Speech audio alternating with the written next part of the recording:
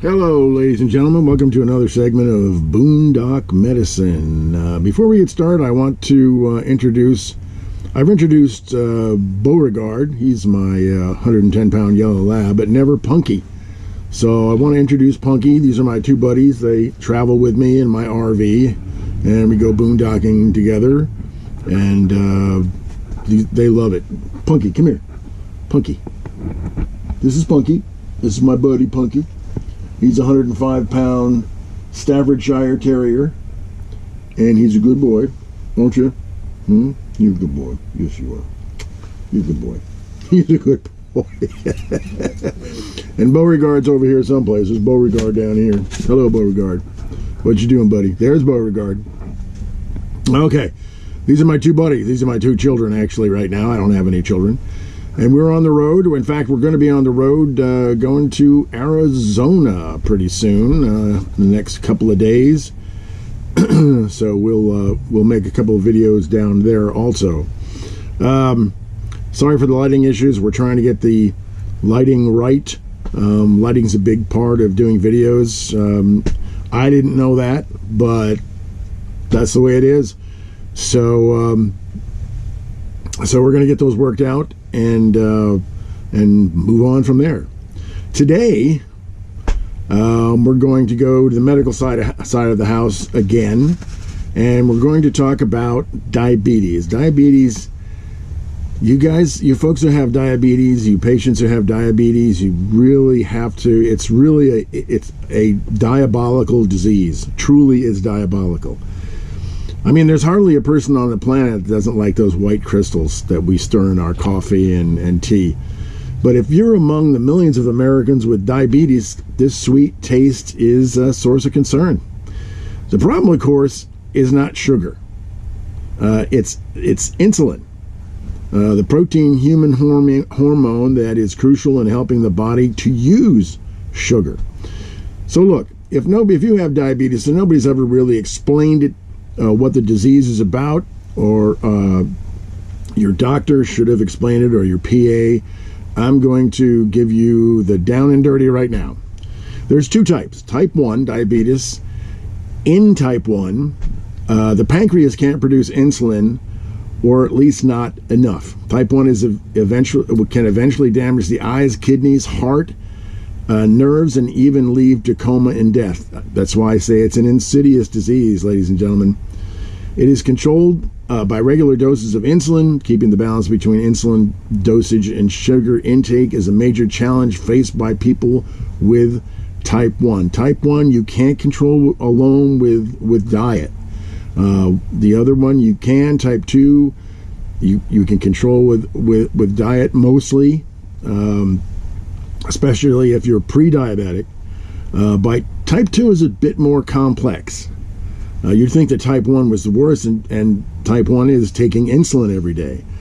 But it's a bit more complex. In most cases, the problem is not a simple lack of insulin, but a defect in the receptors for insulin in the cell walls of the fat and muscle tissue, and mostly the liver. Usually called insulin resistance, and it means you have elevated blood glucose despite normal levels of insulin. It's tricky. Symptoms include increased thirst and urination, dehydration, confusion, drowsiness, and sometimes seizures. Long-term complications of type 2 diabetes include the high incidence of heart disease, high blood pressure, and stroke. And I have some friends out there right now that have type 2, that have high blood pressure, and they've had a stroke on top of it. Mostly mild strokes. Usually not a catastrophic stroke. Usually with diabetes, it causes mild strokes, but it depends on, like, everybody's different, folks. It depends on your physical makeup and your DNA. There are many safe botanical medicines that are helpful in managing type 2 diabetes or the blood sugar problems that can lead to the condition. Not necessarily type 1. You got to stay on your insulin. You got to do what your doctor tells you. You got to watch your diet. Don't discontinue insulin or other medications without consulting your physician. Okay, diabetes is a serious condition that affects all of the body's systems, literally all the body's systems. The wisest course would be to incorporate herbal medicines with your doctor's approval and monitor your condition very carefully. Let's talk about some supplements you can take anyway. I mean, over the counter, OTC things that you can get at GNC or even Walmart. Some of this stuff you can even get at Walmart. So hi, buddy. What you doing? Yes, I know. Punky wants to take some supplements. Punky does take supplements, actually. For type 2 diabetes, let's talk about biotin. You can take 5 to 10 milligrams per day. The coenzyme Q10 is a really good one. Hi, buddy. 30 to 100 per day or twice a day. Chromium is good for diabetes. 200 to 1,000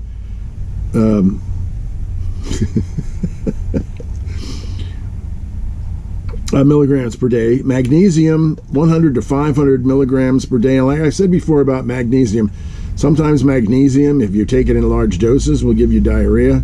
It's just the way it is. If that happens to you, or you're one of those people, split it in half and take one in the morning, one in the evening. It's really easy. Vitamin B complex, 100 milligrams per day.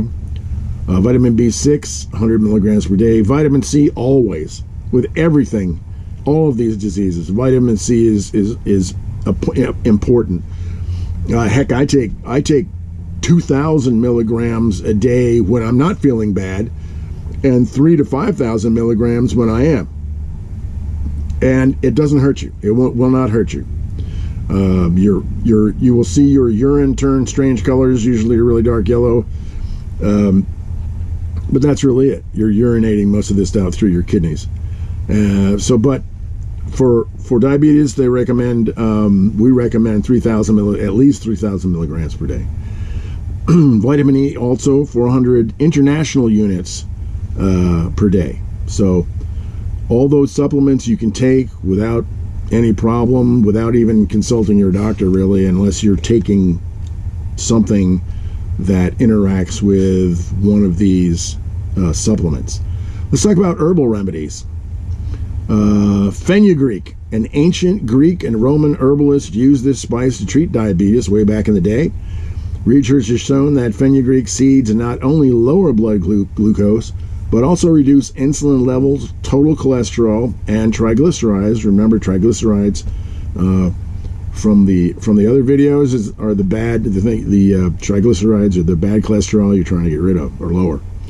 While increasing your HDL, or your HDL is your good cholesterol. Fenugreek seeds also contain up to 50% fiber, and the fiber slows down the rate at which food is emptied from the stomach. Fiber always does that. It slows down the rate at which the food is emptied in the stomach, and in turn delays the absorption of glucose from the small intestine, resulting in lower blood sugar. Not just for diabetes. Fiber is good for everybody to take. You need more fiber, especially when you get to be over 50 years old. Fiber is essential to your diet. Typical dose for hello, buddy. Typical dose for non-insulin dependent diabetes is 5,000 milligrams of powdered seed per day. For insulin dependent diabetics, 50,000 milligrams or 5 grams twice a day. Bilberry, blue fruit, which are rich in anthocyanidins. We did that before. What is an anthocyanidin? Or proanthocyanidins, which are flavonoids. Flavonoids are well known for their beneficial effects on capillaries, and anthocyanidins are in fruits. Anything that's blue, blueberries, plums, any fruit that happens to be blue or bluish has anthocyanidins in it. So you can eat all kinds of blue fruits and throw some blueberries on your cereal in the morning or whatever. Since one of the main complications of long-term diabetes is damage to the small blood vessels of the eyes, the kidneys, and the toes and fingers, bilberry is often recommended for diabetes. So bilberry, the blue fruit, anything blue, Anthocyanidins. You'll never remember that, but just remember the blue fruits are the best. Typical dosage is 80 to 160 milligrams, and you can get them in capsules, and they're standardized to contain 25% anthocyanidins per day, or make blue fruit a staple in your diet each day.